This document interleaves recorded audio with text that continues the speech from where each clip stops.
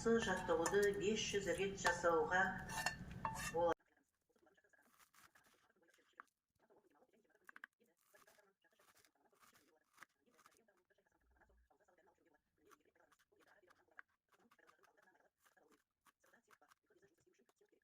Немесе пожитник. Қазақша аудармасы бедебас, бас беттана, тас беде деп аударылады. Аурудан қалжыраған адамға қуат береді делінген. Енді араб дәрігерлерінің айтуы бойынша, халық хелваның таптырмас ем екенін білсе, тұқымын қосып құнба дайындауға болады. Майлы қышқыл шығады. Хелвада балық майына тең келетін май қышқылы бар. 24%-ға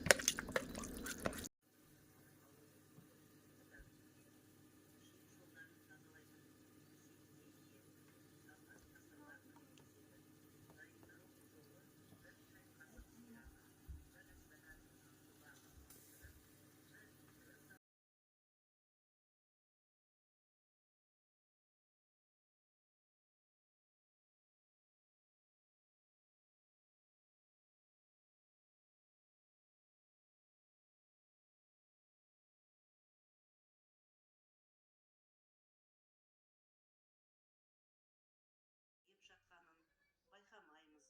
Үнемі тоя тамақ жемесек те, бір рет тоя тамақ жеу арқылы асқазан ішектер созылып, басқа органдардың қызметін нашарлатады. Мысалы, жүрек соғуы,